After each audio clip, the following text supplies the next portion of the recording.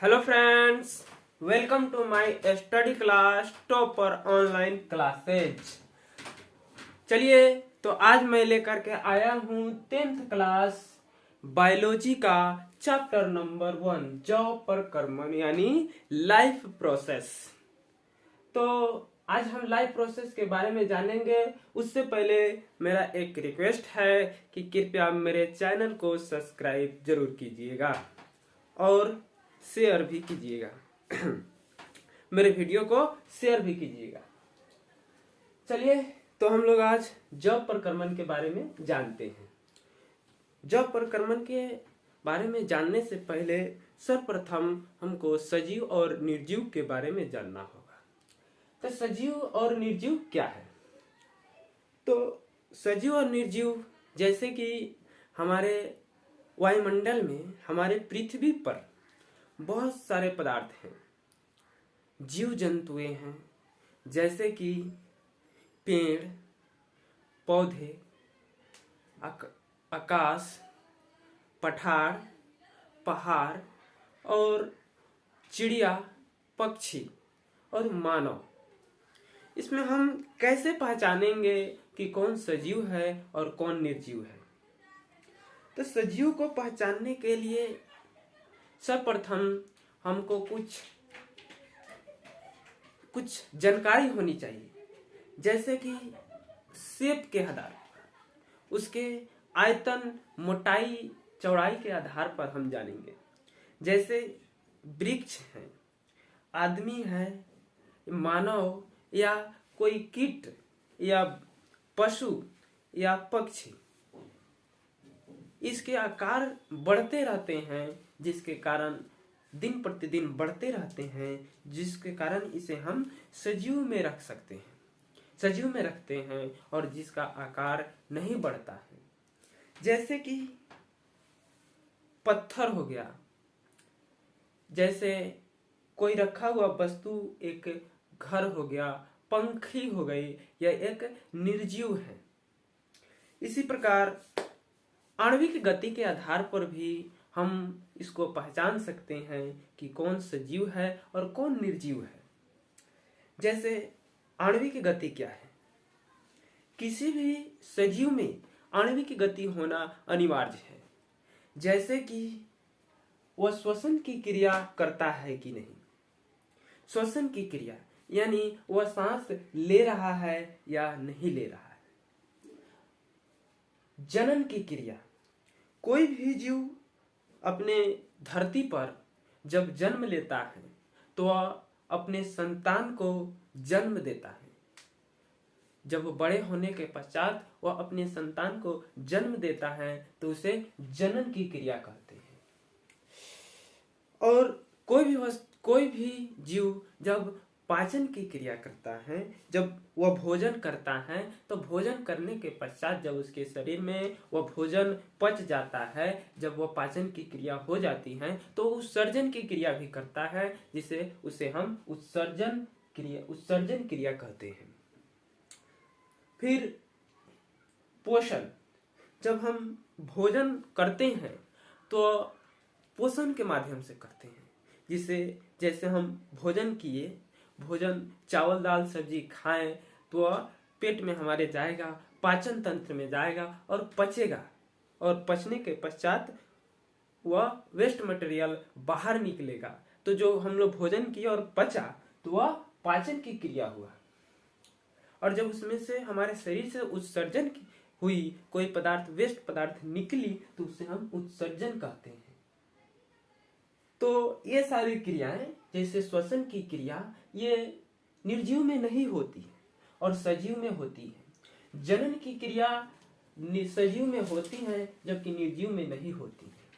उत्सर्जन की क्रिया जो कि सजीव में होती है और निर्जीव में नहीं होती है। पोषण की क्रिया जो कि सजीव में होती है और निर्जीव में नहीं होती है। परिवहन की क्रिया जो कि सजीव में होती है, निर्जीव में नहीं होती है। इसे हम सजीव और निर्जीव के अंतर भी बना सकते हैं। इसे हम परीक्षा में यदि आए, कितना बार इसे पूछा गया भी है कि सजीव और निर्जीव के अंतर बताएं। तो हम इस प्रकार लिख सकते हैं सजीव और निर्जीव के अंतर। चलिए, हम तो सजीव और निर्जीव के बारे में अभी जाने हैं, फिर हम जानते हैं जब प्रक्रमण के बारे में, यानी लाइफ प्रोसेस के बारे में। लाइफ प्रोसेस, जब प्रक्रमण। जब प्रक्रमण क्या है? जब प्रक्रमण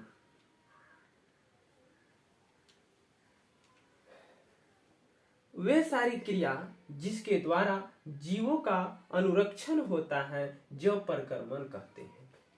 वे सारी क्रिया जिसके द्वारा जीवों का अनुरक्षण होता है, यानी जीवों का विकास होता है, जीवों का, मानिए तो जीवों का बॉडी का जो सुरक्षा प्रदान होता है, जीवों का मतलब ताकत बढ़ता है, जीव बड़े होते जाते हैं, ये कह रहा है वे सारी क्रिया जिसके द्वारा जीवों का अनुरक्षण होता है, यानी जीवों का विकास होता है, तो उसको ही हम क्या कह सकते हैं? जब प्रक्रमण कह सकते हैं, जिसके द्वारा जीवों का अनुरक्षण हुआ, यानी उसका विकास हुआ, वे इतने छोटे से इतना बड़ा हो गया।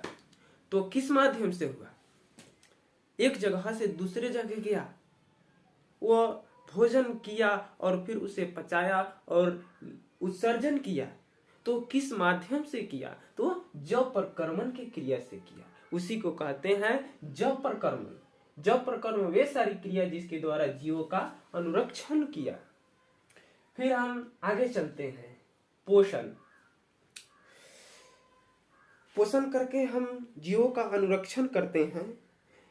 पोषण करके जीवों का अनुरक्षण करते हैं, तो फिर हम पोषण किस तरह करते हैं? वे विधि जिससे जीव पोषक तत्वों को ग्रहण कर उसका उपयोग करते हैं, पोषण कहते हैं। ये बोल रहे हैं कि वे विधि, ये हम लोग पोषण भी करते हैं तो एक विधि के माध्यम से, एक सिस्टम के माध्यम से करते हैं। कौन सा सिस्टम है? ये कौन सा सिस्टम बचाने चाहता है? ये कौन से सिस्टम बताने चाहते हैं?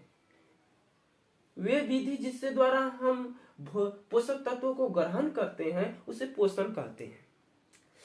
तो जैसे हम लोग भोजन उस विधि से करते हैं, जैसे कि हम लोग दूसरे के द्वारा उपजाए हुए, जैसे पेड़ पौधे जब उगते हैं तो उसके द्वारा उसके फल को हम लोग बना करके और हम लोग पोषण करते हैं, हमारा पालन करते हैं।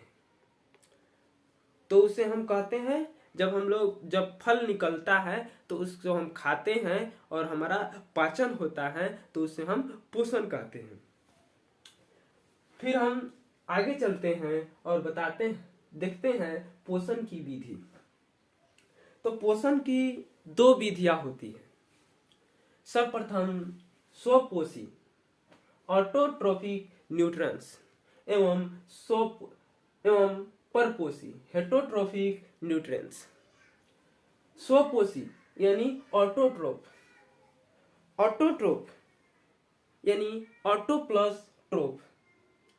ऑटो का मतलब होता है स्वयं, यानी स्वतः, और ट्रोप का मतलब होता है पोषण। जो जीव, अब इसका परिभाषा है, वे जीव जो भोजन के लिए अन्य जीवों पर निर्भर न रहकर अपना भोजन स्वयं संश्लेषित करते हैं, उसे स्वपोषी या ऑटोट्रोफिक कहते हैं।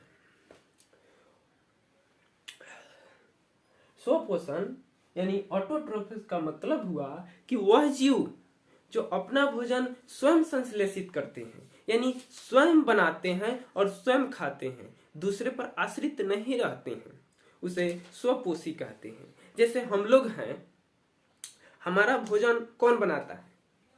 जब हम लोग कोई बीज डालते हैं, बीज रोपते हैं, तो उसमें फल लगता, बड़ी होती है, फिर उसमें फल लगता है। तो वह फल को बनाने में वो किसी की सहायता, वह वृक्ष किसी की सहायता नहीं लेती है, जबकि हम लोग उस फल को लाते हैं और फिर अपने खाते हैं। तो वृक्ष तो किसी का सहायता नहीं लिया, लेकिन हम लोग वृक्ष का सहायता लेकर के हम लोग अपना भोजन किए। तो क्या हुआ? जो अपना भोजन स्वयं करते हैं उसे स्वपोषी कहते हैं, और अब आते हैं परपोषण यानी हेट्रोट्रोफ। हेट्रो मतलब यानी भिन्न, हेट्रो मतलब भिन्न या विषम, भिन्न या विषम, यानी जो जीव दूसरे पर आश्रित रहते हैं उसे क्या कहते हैं हम? हेट्रोट्रोफिकम यानी परपोषण। इसका परिभाषा यहाँ पे लिखा है, परपोषण वह विक्रिया है जिसमें जीव अपना भोजन स्वयं संश्लेषित न कर किसी न किसी रूप में वे अन्य जीवों, अन्य स्रोतों से प्राप्त करते हैं।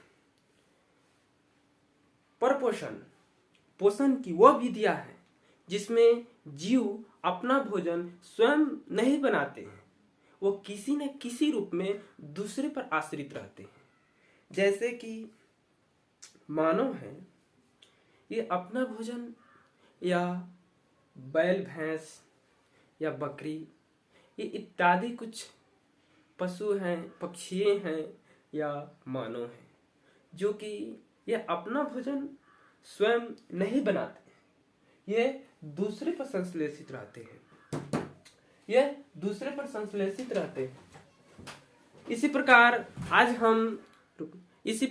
आज हम बायोलॉजी के फर्स्ट चैप्टर जैव प्रक्रमण यानी लाइफ प्रोसेस के कुछ भाग पढ़ाए हैं।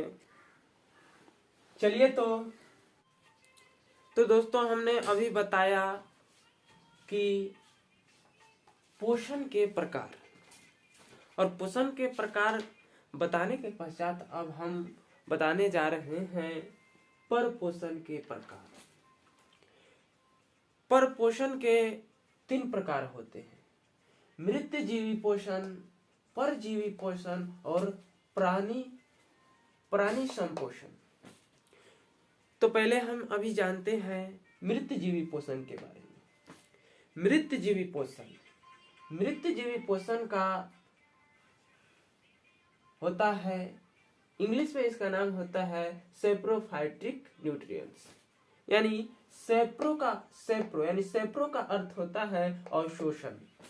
इसका कहने का तात्पर्य यही है कि मृतजीवी पोषण में अवशोषण होता है, किसी भी मृतिक जीवों का अवशोषण, मृतिक पार्ट का अवशोषण होता है।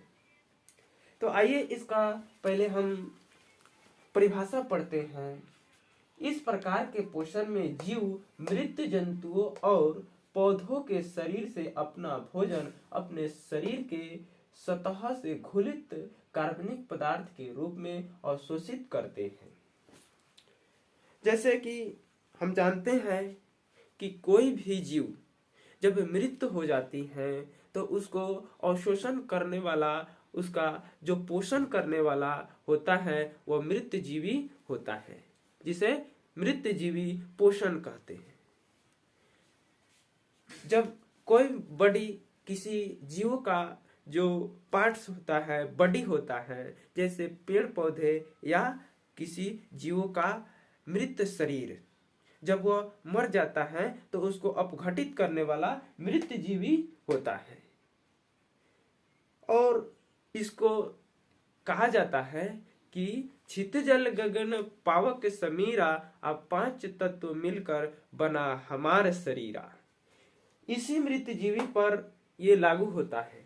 ये मृतजीवी क्या करते हैं, किसी भी मृतक शरीर को ये अपघटित कर देते हैं, वह अपघटित कर मिट्टियों में मिला देते हैं, जलों में मिला देते हैं और आसमान में यानी वायुमंडलों में मिला देते हैं। और जहां जहां का जो अणु होते हैं, जहां जहां का जो कण होते हैं, उसमें वह विलीन हो जाते हैं।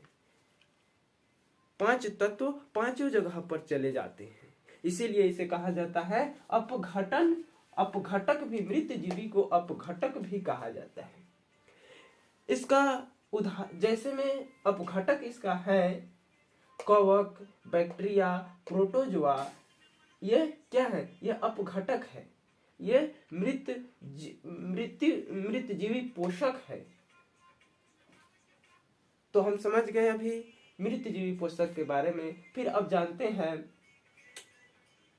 परजीवी पोषण के बारे में। पारासाइटोस, पारासाइटोस यानी पारा का अर्थ होता है पास में या बगल में, और साइट्रोस का अर्थ होता है पोषण।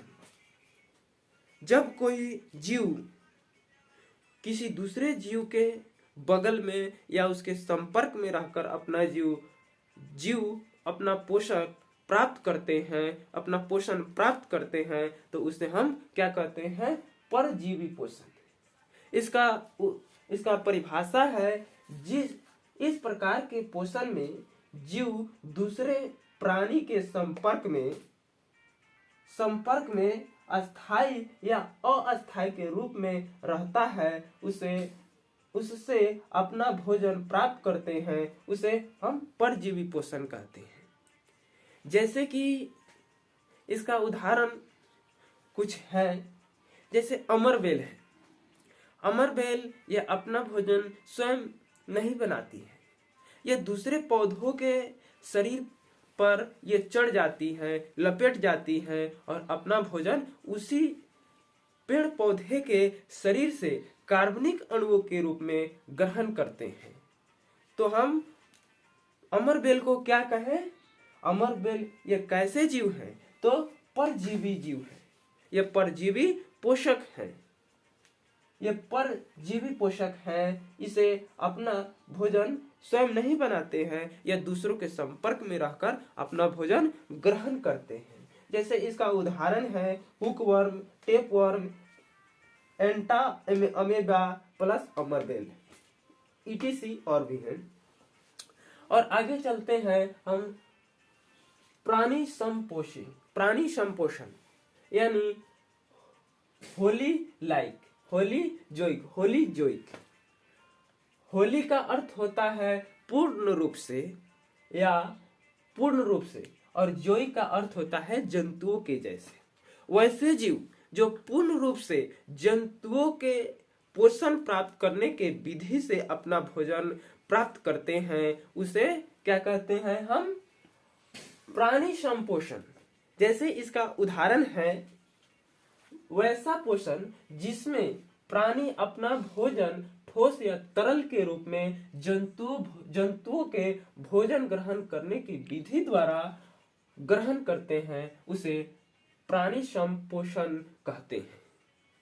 प्राणी संपोषण वैसे जीव जो अपना भोजन किसके भोजन करने की विधि द्वारा करते हैं? तो मनुष्य यानी जंतुओं के भोजन पोषण प्राप्त करने की विधि द्वारा करते हैं। तो इसे हम क्या कहते हैं? प्राणी संपोषण। फिर आगे चलते हैं, जैसे इसका उदाहरण है मनुष्य है, अमीबा है और मेढक है, जो कि मनुष्य के भोजन करने की विधि द्वारा अपना भोजन ग्रहण करते हैं। अब जीवों में पोषण प्राप्त करने की विधि। जीवों में जैसे एक कोशिकीय जीव और बहुकोशिकीय जीव, इन दोनों में अलग अलग पोषण प्राप्त करने की विधियां होती है। जैसे कि एक कोशिकीय जीवों में इसमें कोई अपना तंत्र नहीं होता, इसमें कोई पोषण प्राप्त करने की कोई एक प्रकार का तंत्र या एक प्रकार का सिस्टम नहीं होता है कि उसी के द्वारा ये भोजन ग्रहण करे। जबकि बहुकोशिकीय जीव, हम जैसे जीव, जैसे मानव है, गाय है, भैंस है, मनुष्य, इसमें एक प्रकार का तंत्र होता है जिसे हम क्या कहते हैं? पाचन तंत्र। और पाचन तंत्र के द्वारा हम लोग क्या करते हैं? भोजन ग्रहण करते हैं। तो हम लोग समझ गए मृतजीवी, परजीवी, प्राणी संपोषण। तो दोस्तों आज के वीडियो में हम इतना ही जाने, फिर अगले वीडियो में हम जानेंगे पौधों में पोषण और प्रकाश संश्लेषण के बारे में बहुत ही डीपली में जानेंगे। तो आज के लिए इतना ही। कृपया मेरे चैनल को कमेंट कीजिए, लाइक कीजिए और शेयर जोरदार कीजिए। चलिए तो आज के लिए इतना ही। धन्यवाद।